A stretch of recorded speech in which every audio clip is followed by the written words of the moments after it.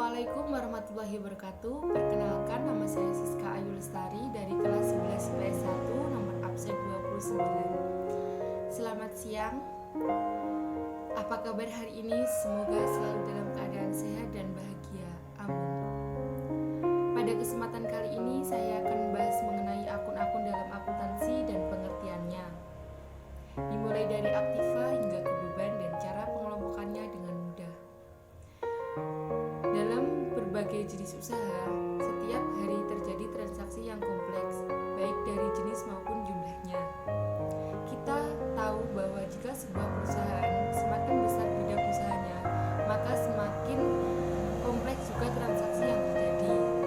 Agar memudahkan proses pencatatan, maka setiap transaksi dibukukan menurut jenis masing-masing. Misalnya, setiap pengeluaran atau penerimaan uang dibukukan dalam suatu lembaran yang disebut akun dengan nama akun kas. Akun atau perkiraan adalah suatu formulir yang digunakan sebagai tempat pencatatan transaksi keuangan yang sejenis dan dapat mengubah komposisi harta, kewajiban, dan modal perusahaan. Secara umum, akun dapat dibedakan menjadi dua kelompok, yaitu akun real, akun tetap, dan akun nominal, akun sementara.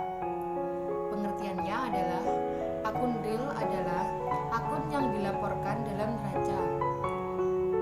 neraca saldo. Akun terbawa dari satu periode ke periode berikutnya. Akun real terdiri dari 3 kelompok, yaitu harta, kewajiban, dan modal.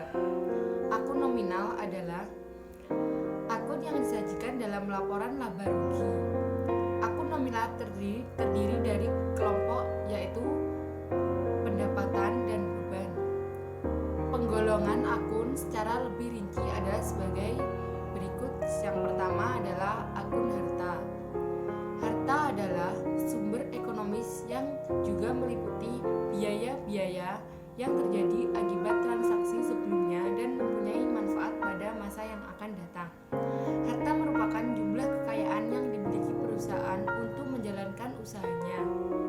Harta dapat dikelompokkan atas kelancaran likuiditas, yaitu harta lancar, investasi jangka panjang, harta tetap, harta tidak berwujud, dan harta-harta lainnya. Harta lancar adalah harta yang berupa uang kas dan harta yang mudah dijadikan uang atau umur pakainya kurang dari 1 tahun. Jadi harta lancar itu pemakaiannya kurang dari 1 tahun. Kas adalah uang tunai yang siap digunakan dan bebas digunakan setiap saat, baik yang ada dalam perusahaan maupun saldo rekening giro perusahaan yang terdapat pada bank. Surat-surat berharga efek adalah surat-surat yang dimiliki perusahaan untuk diperjualbelikan, gunanya untuk memanfaatkan kas atau bank yang dipakai. Wastel tagih adalah piutang yang diperkuat dengan promes. Selanjutnya, piutang. Piutang adalah tagihan pada pihak lain, baik perorangan maupun badan usaha. Persediaan barang dagang adalah persediaan barang yang tersedia untuk dijual dalam perusahaan dagang. Persediaan bahan baku barang dalam proses dan menjadi barang jadi dalam perusahaan manufaktur. Selanjutnya, perlengkapan adalah barang-barang yang digunakan untuk kegiatan perusahaan yang diperkirakan habis dipakai dalam 1 tahun. Jadi perlengkapan itu bisa diperkirakan habis dipakai dalam 1 tahun. Misalnya perlengkapan kantor atau perlengkapan toko, biasanya juga disebut bahan habis dipakai. Bahan tersebut habis dipakai dalam jangka kurang lebih 1 tahun. Beban dibayar di muka, berarti biaya telah dibayar, tetapi manfaat dari pembayaran belum diperoleh atau digunakan, seperti asuransi dibayar di muka, sewa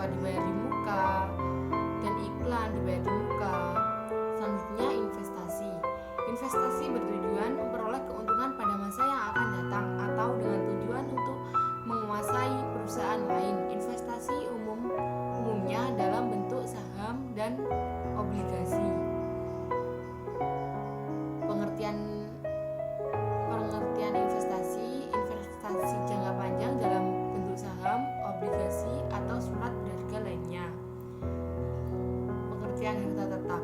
Harta tetap adalah harta berwujud yang digunakan operasi perusahaan dan mempunyai masa manfaat lebih dari 1 tahun, seperti tanah, bangunan, mesin-mesin, dan peralatan. Selanjutnya, harta tak berwujud. Harta tak berwujud adalah harta yang tidak mempunyai wujud fungsi, tetapi merupakan hak istimewa yang menguntungkan perusahaan dalam menghasilkan pendapatan. Contohnya adalah hak paten, yaitu hak istimewa atas suatu barang yang diberikan oleh pemerintah kepada perusahaan. Contohnya lagi, hak cipta. Hak cipta adalah hak karena menciptakan sesuatu yang diberikan oleh pemerintah kepada perusahaan. Misalnya, hak cipta lagu. Yang kedua, akun kewajiban. Kewajiban adalah pengorbanan ekonomis yang harus dilakukan oleh perusahaan pada masa yang akan datang sebagai akibat kegiatan usaha. Kewajiban ini dibedakan atas utang lancar dan utang jangka panjang. Utang lancar adalah kewajiban yang harus dilunasi dalam jangka waktu kurang dari 1 tahun. Utang lancar meliputi wesel bayar. Apa sih wesel bayar itu? Yaitu utang yang disertai promes. Yang berikutnya, contohnya adalah utang usaha atau utang dagang, yaitu kewajiban yang timbul karena pembelian jasa atau barang secara kredit. Selanjutnya, contohnya biaya yang masih harus dibayar, yaitu beban yang sudah terjadi tetapi belum dibayar, misalnya utang sewa, utang gaji, dan utang bunga. Selanjutnya, pendapatan diterima di muka, yaitu kewajiban yang disediakan perusahaan menerima lebih dahulu uang, sedangkan penyerahan jasa atau barang belum dilakukan.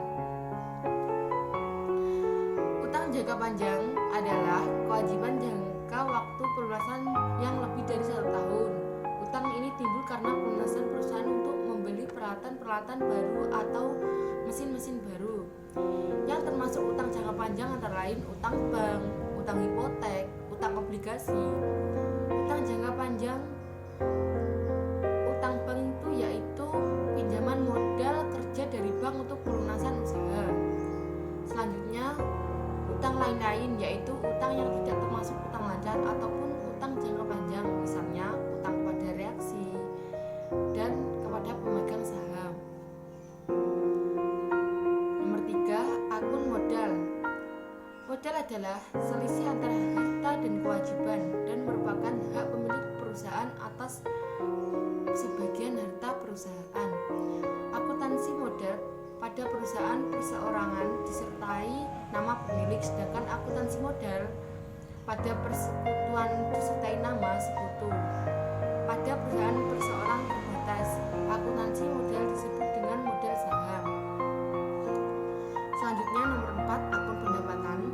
Pendapatan dibedakan atas 2, pendapatan usaha, pendapatan di luar usaha. Yang pertama, pendapatan usaha yaitu pendapatan yang berhubungan langsung dengan kegiatan usaha, jadi langsung dengan usahanya. Pendapatan di luar usaha yaitu pendapatan yang tidak berhubungan langsung dengan kegiatan usaha. Misalnya, sebuah perusahaan dagang menyewakan sebagian ruang yang tidak dipakai untuk kegiatan usaha pihak lain. Selanjutnya, akun beban. Yang terakhir, beban adalah pengorbanan yang terjadi selama melaksanakan kegiatan usaha untuk memperoleh pendapatan. Beban dapat dibedakan atas 2, yaitu beban usaha dan beban lain-lain. Yang pertama, beban usaha adalah pengorbanan yang langsung berhubungan dengan kegiatan usaha. Yang kedua, beban lain-lain yaitu pengorbanan yang tidak langsung berhubungan dengan kegiatan pokok usaha. Misalnya, beban bunga yang dibayar oleh perusahaan pada saat tertentu atas pinjaman yang diperoleh dari bank. Cukup sekian pengertian dari saya, kurang lebihnya mohon maaf. Wabillahi taufiq wal hidayah. Wassalamualaikum warahmatullahi wabarakatuh.